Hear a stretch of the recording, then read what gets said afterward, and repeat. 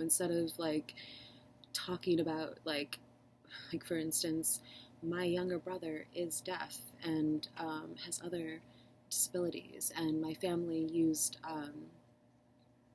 first we started with sign language for him, and then we moved to cued speech because it's a phonetic way of showing someone who's hard of hearing how to read lips, how to speak, how to basically integrate with the secular environment, school system, how to function basically in secular society. And my parents were very adamant about him being able to do that. Sometimes the deaf community can be very closed off and only, not teach children to really speak, to read lips even, to function outside of that small community. So my parents wanted my brother to be able to do that, and so we used cued speech, and it works with combining gestures and placements, where sounds actually come from, like your throat or your mouth, and it shows the difference, and it teaches someone how to read lips. It's pretty easy to learn, and I actually think that it should be used with all children because it can help with learning and phonetics and anything of linguistics, anything like that, and to implement that in for younger kids, even if you're not deaf, can, I think, help you to start learning to read quicker, and yeah, just whatever. But so that's something that I incorporated into these plays that I've created, and I'm going to make a playlist for those that don't know what I'm talking about. But they are data graphs that they're called Picasso. It's a Picasso system, and they're very painterly and artistic way of showing data, with dots and different colors that move and shift axes. So you can see a large variances of data in different ways, comparing different elements, ingredients, basically. And I found a way to compare all these different sorts of ways of communicating, whether it be like astrology, stars, constellations, to music notes, and I incorporate cued speech, and everything correlates. So that a single dot will represent a day, a single dot will represent a month, it'll represent a note, it'll represent a sound, a gesture, a letter. I corresponded it to the runic alphabet so that it would work with all numbers, and so then I had to then translate the runic alphabet to the English alphabet. It represents a letter, it represents, God, what else did I do? I thought maybe I would do a video that kind of shows, but I don't want to give too much information away, but like kind of shows so that people know that it's not just arbitrary and it's not just like someone else's system. Like I actually came up with the system to compare all these different elements so that one thing would represent all of these different ingredients, and then show also how they interact with other days, other notes, you could actually like take a symphony and translate it into dots, translate it into graphs, and it started from a place where I wanted to help change music education for the deaf. It also translates to the violin, which is what I played growing up, knowing that not everyone could or have the opportunity to play the violin. I wanted to create something that would stimulate the mind the same way that playing the violin does, and that speaks to learning by doing, because it's when you're playing the violin, you're reading notes, you're using movement with the bow, you're listening, you're adjusting your fingers to your finger position slightly. You're tuning yourself to the right notes to the rest of the orchestra. you're having to make these slight distinctions and adjustments to play in tune with everything. And while you're doing that, all these different aspects of parts of your brain are working together, and it's like sending little signals and stimulating all these to work together, and it kind of just opens up pathways, and it opens up. That's why they call it the thinking man's instrument. That's why Einstein said that, when he'd have a problem with physics, a problem that he was working on, and he couldn't figure out the answer, he would take a break and go play the violin, and it would just open up, and he would all of a sudden have these, aha, epiphany moments that his problem would make sense. So I want to create something that would do the same thing, and knowing that different senses, visual, auditory, all of it could be interchangeable, and you could substitute different senses for each other, that I could then create something that was visual. And they're kind of like colorful metronomes in a way. I first do the graphs that are based on all these different elements, and as you shift axes, which the Picasso system allows you to do, the shapes and the symbolisms that the different data information create, they shift as well, and they almost create like a data ballet dance in a way. And then I use my own rhythm and make them work to create, like I said, like a colorful metronome, dances to give life to data, basically. And they work pretty much with any music. So I have them on Instagram. I'm going to make a playlist for them here as well. And so you can just mute the music and then put whatever song on that you want. And I recommend putting on like a song that, has happy memories for you attached to it, song that resonates with you, song that, like, whatever emotion, feeling you want to feel, play that song and watch it with one of those videos, because then it speaks to perceptual learning, which is another facet that I incorporate into these graphs. Perceptual learning is something that we all incorporate into our learning process, especially though when we're young and having to make subtle choices between letters, like the U and the V. It's very subtle. And every time we make these distinctions, we're tapping into that part of our brain that's connecting all these different memories, long-term memory, visuals, symbolism, all these different aspects of something that allow us then to make split-second decisions to have the most accurate answer. They even use this in flight aviation, medical practice, so that doctors can make better, cuts and things like that in the midst of surgery. Or, it doesn't teach you to fly a plane, for instance, but it helps you make better decisions in the moment to tap into your intuition, your long-term memory, to know which buttons to push so that you can land the plane, if you are in an emergency or something like that. They actually have simulation-type perceptual learning, I want to say like pods, but I figure that, like, why start later on in life? Like, let's create something that children can use from the get-go, like playing the violin, that helps you develop your mind to a higher level. And even if you can't play the violin, let's create something that does allow you to tap into those things. So,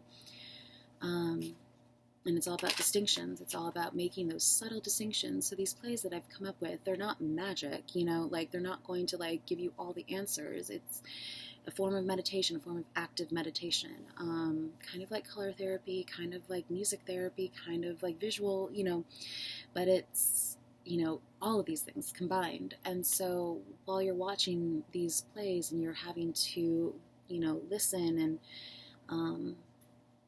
and correlate what you're hearing to what you're seeing visually, auditory, you're making these these distinctions, you're saying to yourself, does that match up like with what I'm hearing, with the placement and the colors and the movement and the tempo?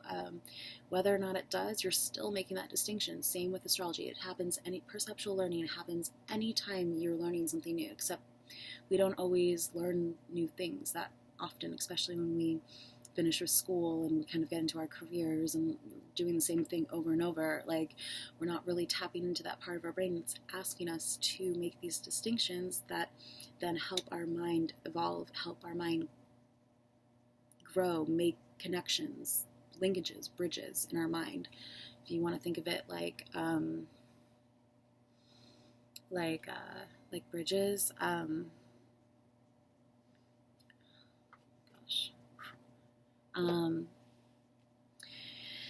and there's all this information that's trying to get from one place to another, maybe your long-term memory to short-term memory, so that you can, recall information in a split second, figure out what the right answer is on a test or something like that. And you're trying to get, tap into that information and bring it to the forefront of your mind. And if there's only one path and all these, all this data information is coming through, it's going to kind of get clogged in a way.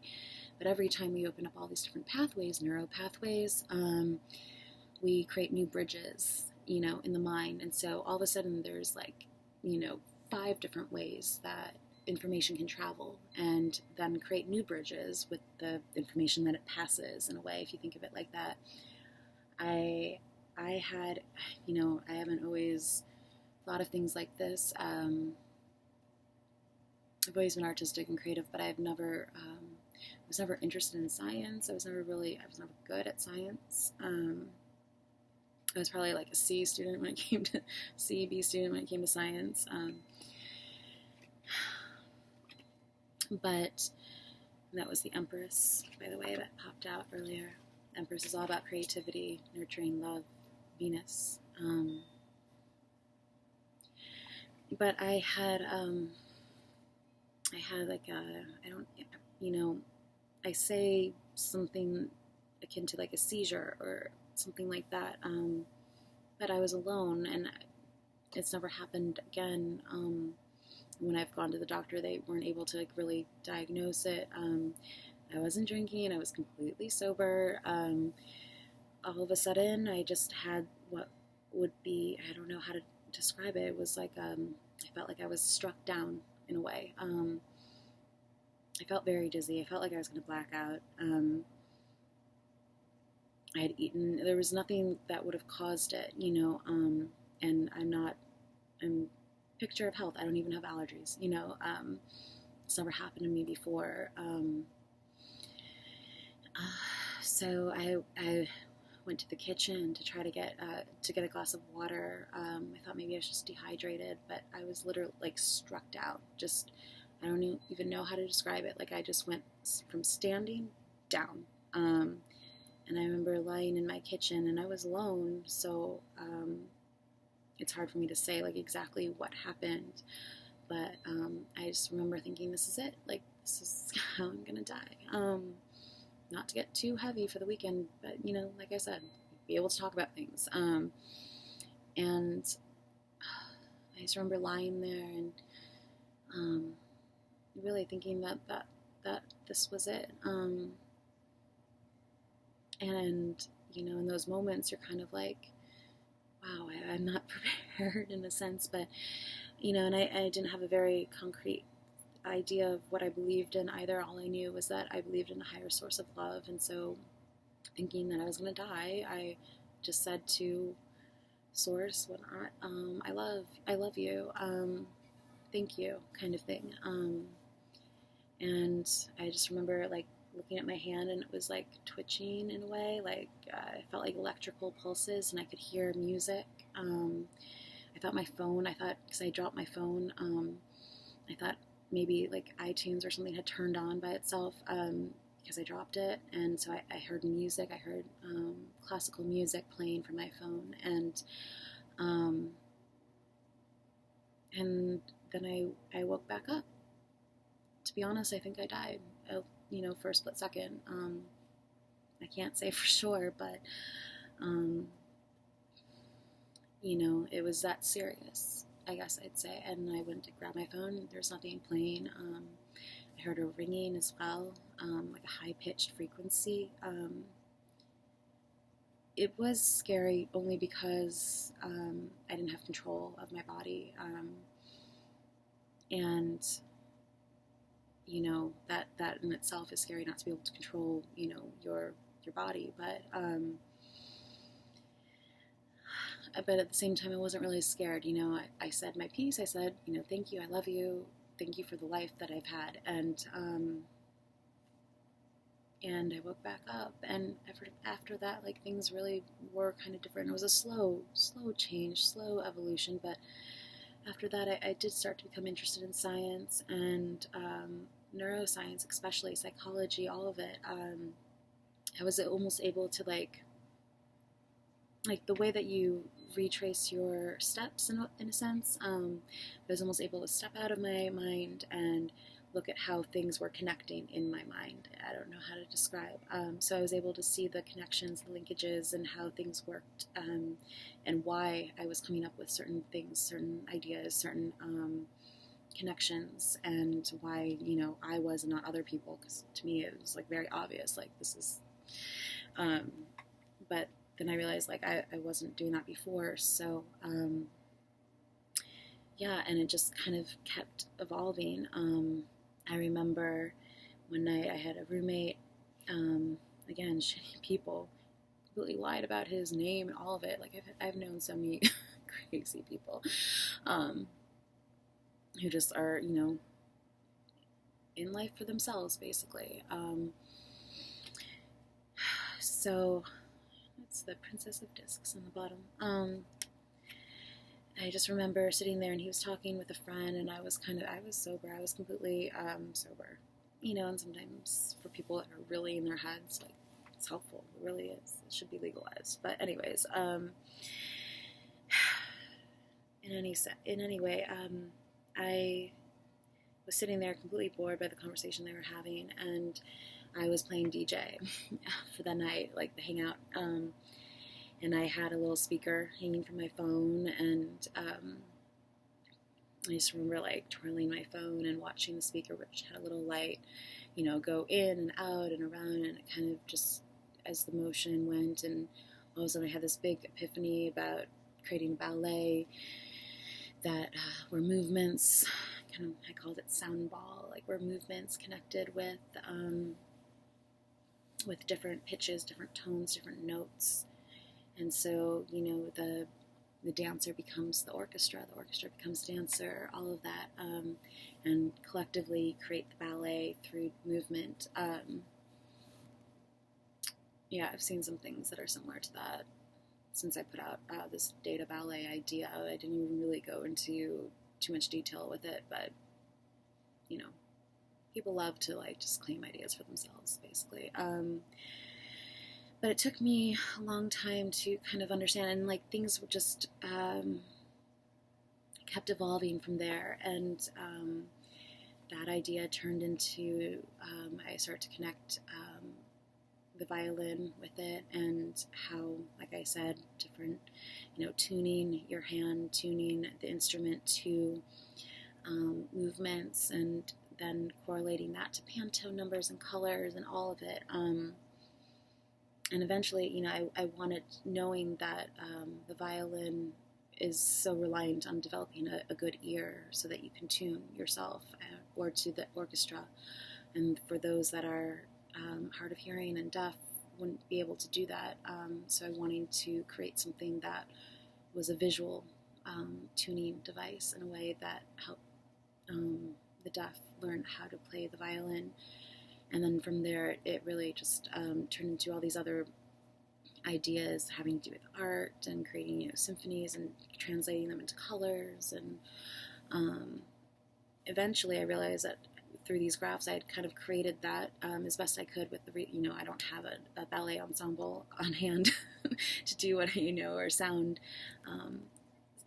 a sound designer and engineer and all of that. So I, used what I had and what I could learn, and tried my best to create this vision of ideas that I had. But going back to those that are hard of hearing, and incorporating cued speech, which also speaks to gestures and speech and sound, and connecting the violin, the notes and the strings to the our vocal cords, and the shape of the mouth, and all of it, just pulling it all together. And so I actually, did all these things, and I actually have the experience to talk about, someone who comes from a family that raised someone who has disabilities, and then I see people like try to like kind of copy it, and they're like, oh, yeah, I was thinking about sign language and fabric, and you're like, shut the fuck up, like, you have no idea what you're talking about. Why don't you just like stick to what you know, and if you don't know something, then learn about it, but don't, take someone else's life experiences. They're, steal basically from someone else's life, if they're someone else's even difficulties. My brother's had so many difficulties that he's overcome in his life. Like, don't pretend like you know anything about that. And if you want to know about it, like, I fully encourage that. Learn about it.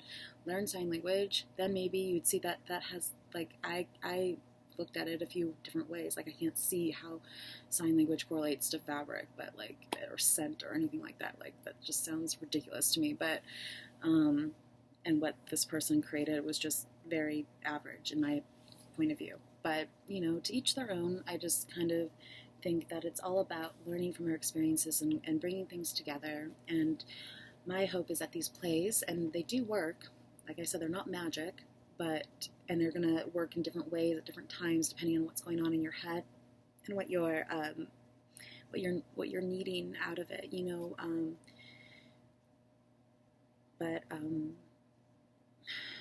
yeah, it's my goal that these will help, kind of create bridges in your mind, help you step out of your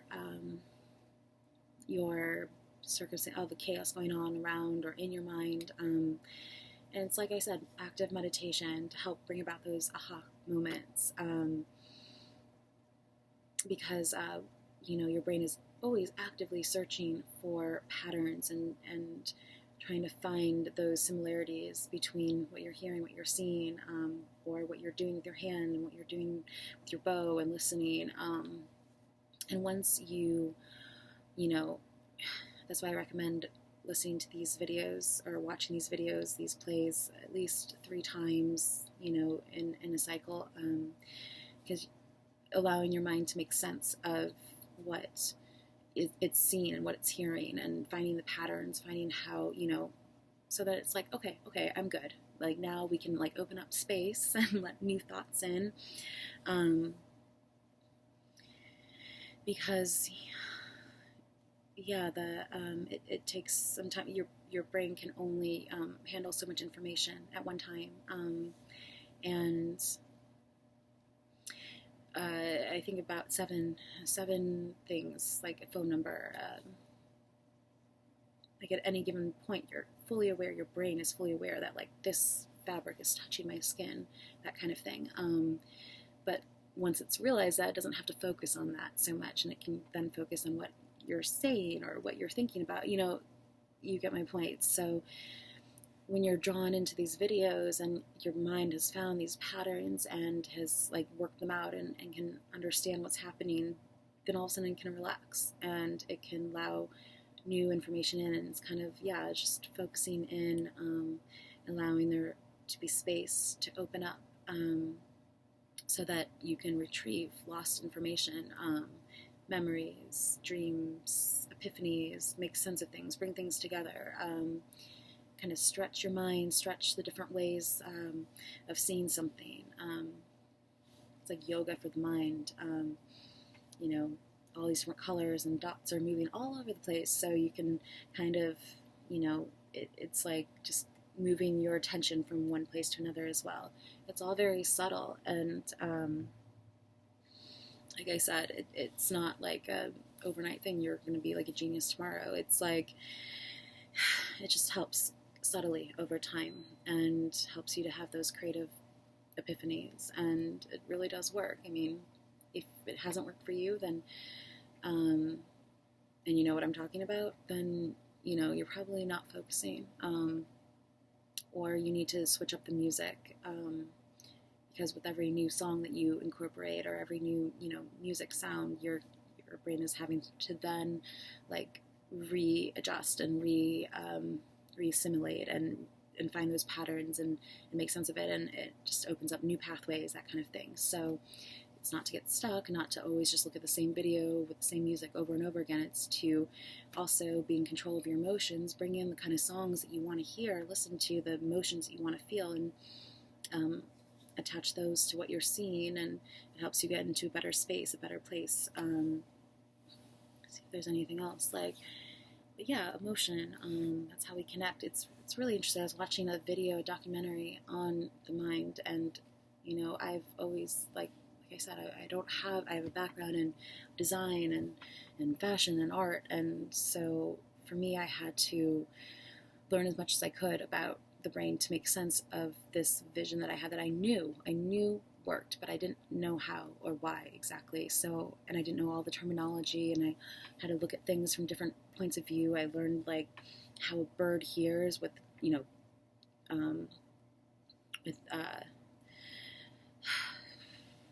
I always blank on little words, but with, I want to say, like non-parallel ear levels, so that they can hear where the sound's coming from, and I would come to all these conclusions and understandings of how the brain worked through different means by understanding something that I'm unfamiliar or familiar with, to understand something I'm not familiar with. And then I would watch a documentary. It's like brand new, cutting edge, and I'd be completely right, like with everything, and like on track. And so I just knew that what I was doing was right, and I just had to keep going with it. But this one particular documentary was an instance of that. And